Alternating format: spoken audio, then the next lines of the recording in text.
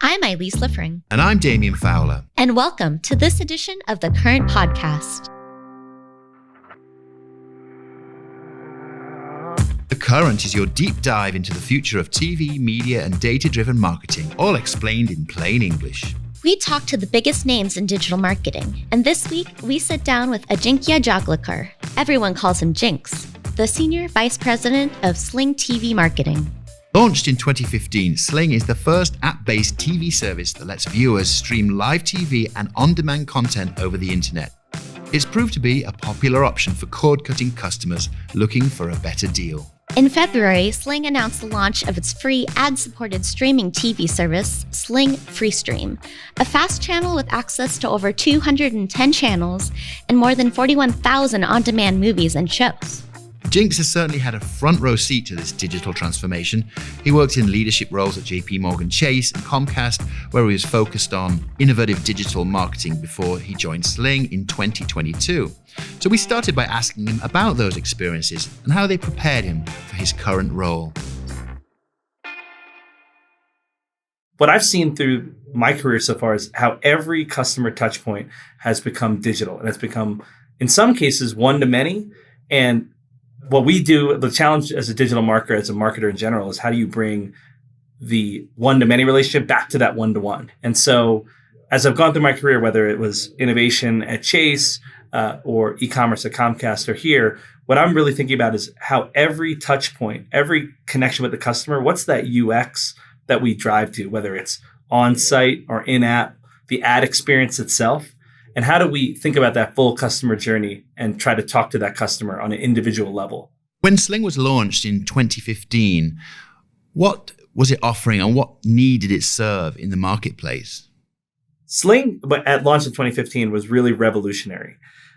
There was nothing like it at all, really. And it was the first real live TV streaming service. So, I mean, it feels 2015 feels like centuries ago, but really, if you think about it, the way to consume TV at that time was a big cable bundle that you could not add and subtract from. It was all or nothing. What Sling did was actually break that into manageable bite-sized chunks that were what the consumers wanted to watch, but also the right value. And the customer had the flexibility to dial up and dial down that content. And that's the way the brand was founded, and we're continuing that today with the launch of Freestream, which is our free ad-supported product, because what that really allows the customer to do is come in, have content always on, whether it's free or paid, and dial up and dial down that content by adding channels, adding the content they love at a price they can afford. And, Sling TV recently announced the launch of Sling Freestream, a new FAST channel offering. And for listeners who may not know, FAST stands for free ad-supported TV. Tell us why now is the time to get into the ever-growing FAST sector of streaming? FAST is growing exponentially. Viewers are watching at an increasing rate. And that's really because they're looking for always-on content that supports the content they love and some of the live event viewing they might want to watch, like sports. If you think about it, broadcast channels were the original FAST, right? They were ad supported, they were always on, and they had content that people could turn on and just watch and enjoy. And so for us at Sling, we're really in a unique position because we have a paid premium service that allows customers to watch the live events they love, whether it be sports, whether it be reality shows, whether it be news, et cetera. But we're able then to balance that and add to that with a FAST service that allows them to watch this kind of always-on content, upscale to paid premium when they want, and then, of course, pause that premium service when they don't, but always watch content, and really allows them a full viewing experience within the Sling ecosystem. Now, how does programmatic work in a FAST channel offering? Is it similar to regular CTV? From our perspective, we are leaning really heavily from how we make awareness of our Freestream product through programmatic. We think there's a really great opportunity to think about how we can serve ads that are really relevant to a certain segment or a certain customer, and then drive them right into that content. So that way you don't have to create an account, you don't have to give a credit card, you can just click on an ad, view an ad, and go right into content. We're approaching now what you might call peak upfront season, and as the upfronts evolve, what is it that advertisers now need to know about the way CTV ad buying works today? I mean, we're seeing obviously a lot of shift of ad dollars towards CTV, against linear buys, but there's still that mix going on. From your perspective, can you give us a snapshot of that CTV marketplace? Particularly in our industry where, we do sell a linear TV service. So I do want to advertise on traditional linear TV, but we also are a digital service. So I want to advertise in digital. To me, connected TV really can help bridge the gap between those two. And what I talk about in the landscape when I'm talking to our advertising partners is how do we use connected TV and our other digital platforms to help us connect the dots, right? Today, I'm talking to one person about CTV. I'm talking to another person about linear. I'm talking to another person about digital. How do we bring that all together, really, so we have a holistic view of spend and a holistic view of performance so that I can get out of that silo and really understand what the best path of purchase is for the customer and what the right way to market to them is? I recently spoke to a head of an agency, and he said, the distinction doesn't really matter anymore. It's all just screens, or at least that's how we should think about it. That's right. And it's even more prevalent with a mobile phone, right? For us, it's just, how do we think about another mechanism of content consumption, whether it be a 10-foot screen or whether it be your mobile phone? And then how do we think about that journey, like we've been talking about, so that we can get the customer at the right point, prime them at the right point to understand what Sling is, and convert at the right point? I like that. I definitely want a 10-foot screen as well. And that brings me to this question about, you mentioned live events. Obviously, on the FAST channels, people can tap into live events. And there's been a lot of focus on how live events are still the last mainstay for linear, and in particular sports, the last stalwart for traditional television. But with more and more consumers shifting to streaming, and this year's Super Bowl even was touted as one of the most streamed big games ever, where do you see the future of sports and events on streaming as somebody who sits between those, the fast stream and the CTV on-demand content that you've got on Sling? I think live events are key for us. And quite frankly, they're our bread and butter, right? We're the best value in the market to watch live events. So for us, it's really two things. It's how we stay really relevant in the moment, right? So whether that's from an advertising perspective, how do we advertise natively on these connected devices, on these platforms, so that when that game is on, they know that Sling is the best place for it. Then how do we, in the app, add features that make it hyper relevant in the moment? So for example, we just launched sports scores for March Madness. So when you're watching March Madness, you can watch a game, what the scores are in the other game, and you can easily toggle between. Like, that's just awesome and seamless for the customer. And then, how do we create content and moments after the fact of the game, whether that's through our social feeds or through app clips that we can put out, and really keep customers engaged that way. And like we talked about, free stream is a great way then, if I come in for an event and I like what I'm seeing, and but that event ends, but I still want to watch great content, I can keep watching free stream content, even if I don't want to pay for a premium subscription. So this is how the whole ecosystem, as I call it, of Sling can work together, from live events to our fast offering. There are more streaming options every year, but with the launch of free stream, I see that as a competitive move in a very competitive market. What's the kind of marketing challenging for you at Sling to stay competitive and differentiate yourselves? For us, fragmentation is really an opportunity, right? It's getting harder and harder for a customer to know where their favorite content lives. For example, football streams on multiple different platforms, whether that's Sling or Amazon or ESPN or linear networks. Like, it's a very confusing customer choice marketplace. So what we actually want to do is help simplify that, right? So we can message to our customers and our prospects, we're a simple way to watch the content you care about at a price you can feel good about as well, right? So the way we're doing it from a marketing perspective is, how do we bring that single price point in to talk about that content, and then add on some of the other pieces of content they might be interested in, and reference our price value, but also our flexibility, right? Because if you want to buy a certain channel, but you want to add on other quality channels, whether it's premium channels or things like Red Zone, to use the football thread, you can do that really easily and for the best price with Sling. So for us, we view fragmentation as an opportunity for us to educate customers and reinforce the value proposition of Sling.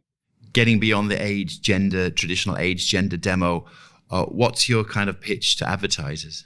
As far as we're concerned, we are an addressable TV service, right? So we can look at the customer level and target accordingly. And so we have a great paid product that brings in customers that are watching our content and can target advertising that way. And FreeStream just allows for another avenue for that.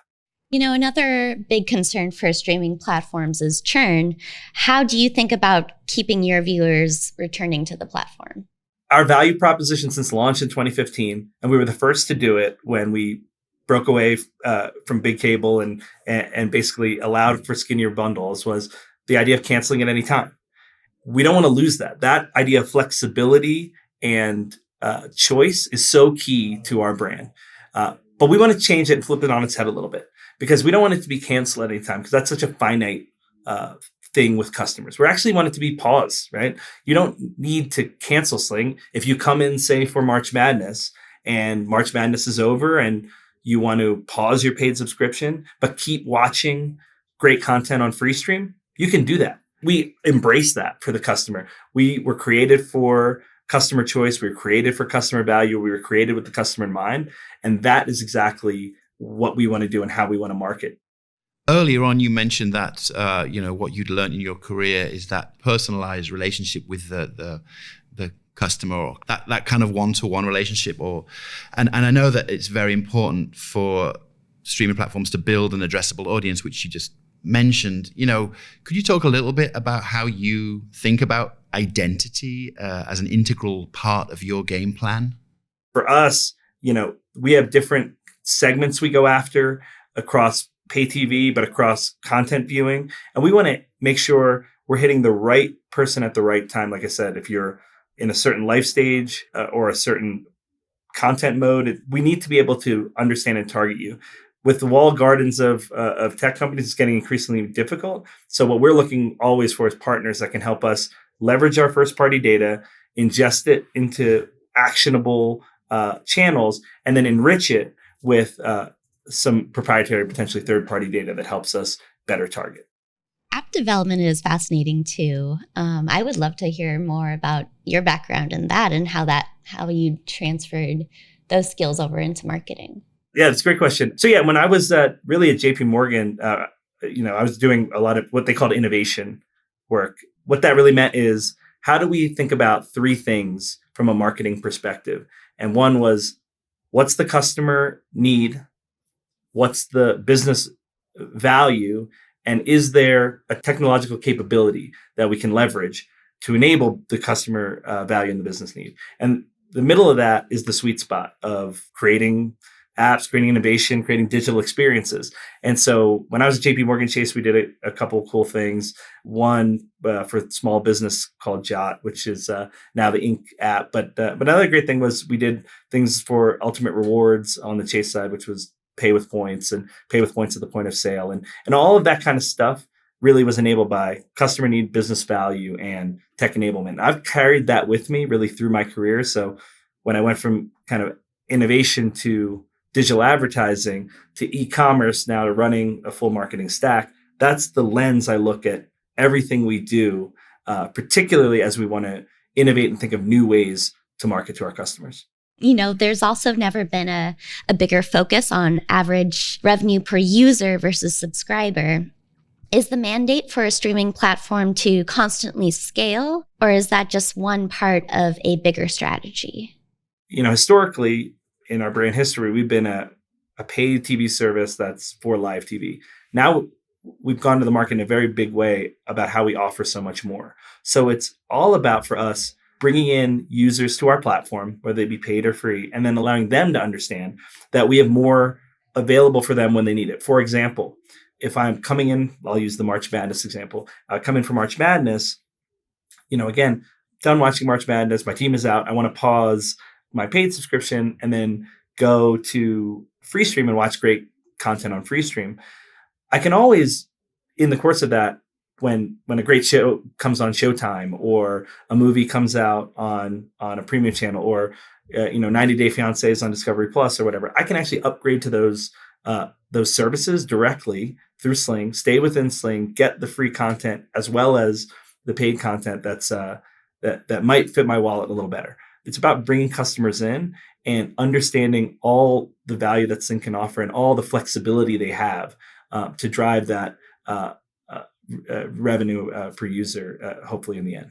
And that kind of flexibility would suggest that, you have to be very tuned into the economic conditions of the moment. And I think that's one of the great advantages, of course, of streaming. You can adjust and pivot. What is your favorite streaming content? What do you like to tune in for?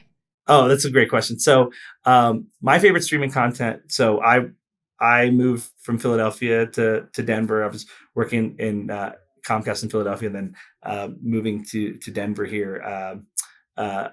I'm still a big Philly sports fan. So for me, the best thing that I get on Sling is we have NBA League Pass. It's a fantastic value. And I get to watch all my 76ers games, no matter where they're playing. I get to watch every game all season and get a little taste of my hometown while I move the family out here. So that's for me, the thing I'm watching this season. Very nice. Go Sixers. Nice. Thank you.